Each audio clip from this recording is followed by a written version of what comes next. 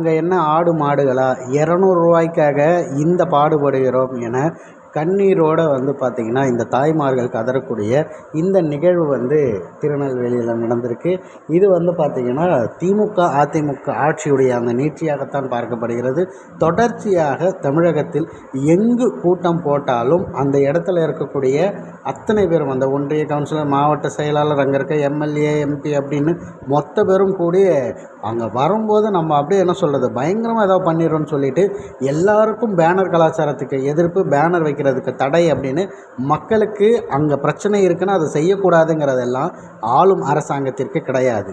கொடி நடுவதற்கு இந்த இடத்துல இடமில்லை அப்படின்னாலும் அந்த இடத்துலையும் ஓட்டையை போட்டு எப்படியாவது அந்த கொடியை சொருகி விட்டு தலைவர் வரும்போது பார்க்கும்போது பயங்கரமான ஒரு வரவேற்பாக தெரியணுங்கிறதுக்காக இந்த அளவிற்கு பல வேலைகளை பார்த்துட்ருக்காங்க. இன்னும் சொல்லப்போனால் திருநெல்வேலிக்கு அவர் அல்வா கடைக்கு சென்றிருக்காருன்னொன்னே அதற்கு கூடிய கூட்டங்களை நீங்கள் பார்த்துருக்கணுமே.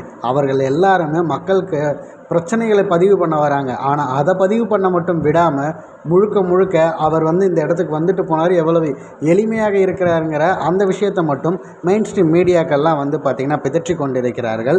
அதே ஆட்கள் இதையும் கொஞ்சம் பதிவு பண்ணால் நல்லாயிருக்குங்கிறதுக்காகத்தான் நம்ம பதிவு பண்ணியிருக்கிற இந்த காணொளி. இந்த காணொலியில் நீங்கள் அவங்க வர்றது அதெல்லாம் பார்க்கும்போதே தெரியும். அத்தனை தாய்மார்களும் ஒரு 200 வர சொல்லியிருந்தாங்க. அதனால் நாங்கள் வந்திருந்தோம்னு சொல்லிவிட்டு அவங்களுடைய அந்த தின ஏழ்மை நிலை இருக்குது பார்த்தீங்களா, இதை விட்டுவிடக்கூடாது அப்படிங்கிறதால தொடர்ச்சியாக இந்த அரசு என்னங்க, இந்த திராவிட கும்பல்கள் 70 ஆண்டு காலமாக செய்யக்கூடிய ஒரே நிகழ்வு அப்படின்னா இந்த சாதனை மட்டும்தான். நம் மக்களை கையேந்தும் நிலைக்கு வைத்து கொண்டிருப்பது மட்டுமே இவர்களது சாதனையாக இன்று வரை கூவிக்கொண்டிருக்கிறார்கள். இது அத்தனைக்கும் மாற்றாக இங்கே அந்த திராவிடத்தை முடித்து கட்டக்கூடிய ஒரு தமிழ் தேசியமும் தமிழனாக ஒருவன் நிற்பவன் ஆளும்போது தான் இந்த விஷயம் மாறும். அதற்கு அண்ணன் சீமான் அவர்களுக்கு 2026 அப்போ வாக்கு செலுத்தி இதிலிருந்து ஒரு மிகப்பெரிய மாற்றம் வரணும் அப்படிங்கிறத மக்கள் அனைவரும் உறுதியேற்கணும்.